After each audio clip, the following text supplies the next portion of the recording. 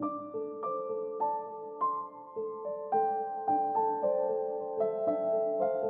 have always been incredibly fascinated by the works of Hiroshi Yoshida.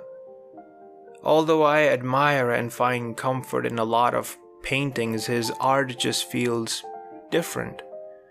There is an emotional, almost introspective depth to it, brought into focus by the nuances present in the final print. Like the blossoms of a cherry tree moving with the wind underneath a moonlit sky, or the glittering reflections of boats on the sea's surface, or the countless clouds, each with their distinctive shapes and sizes, floating across a mountain top, obscuring the view below and making the altitude apparent. There is an unmatched, immersive quality here, and it wouldn't be possible without Yoshida's obsession with the process of his craft, and the kind of patience required to follow it.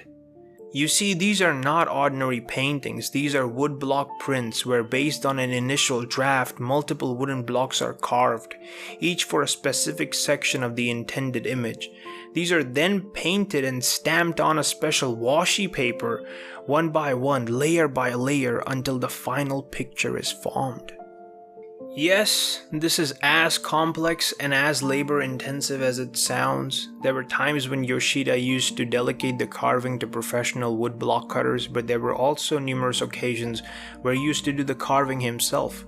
This allowed him to gain such a deep mastery over his craft. He would reuse blocks with different colors to produce new prints, keeping the same base setup.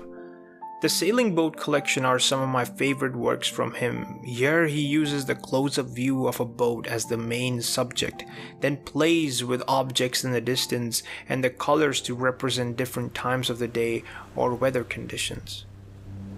Morning depicts the warmth of the early rising sun. Perhaps this is the beginning of the boat's journey.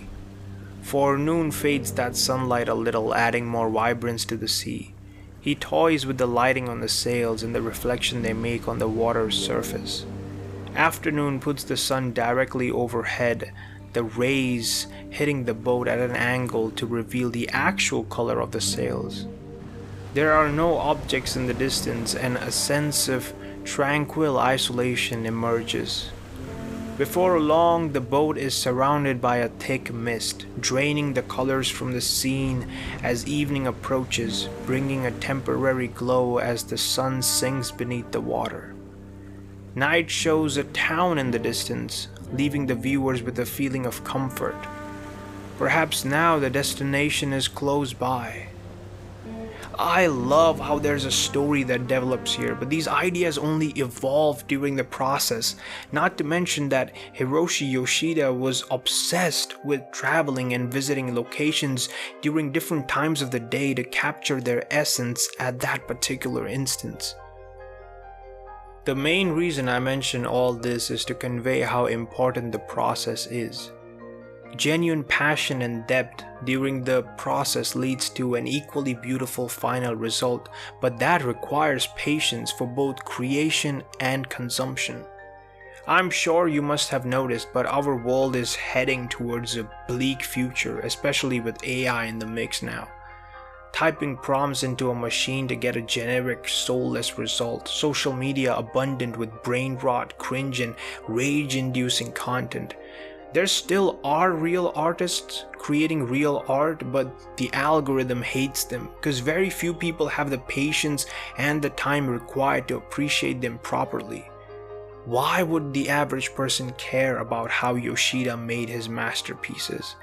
There are many who have seen famous pieces of art like Starry Night, but how many have tried to understand the man behind that painting and all of the pain he was going through that led to that final result? In a world full of people seeking instant gratification, what value does the art of patience and process really have? But still, someone has to be the exception to the rule. The only way to fight meaningless garbage content is to make something meaningful, and having the patience required for the process in order to achieve it. My name is Rahil Blade, And if you take anything from here, try to be that exception, my friend.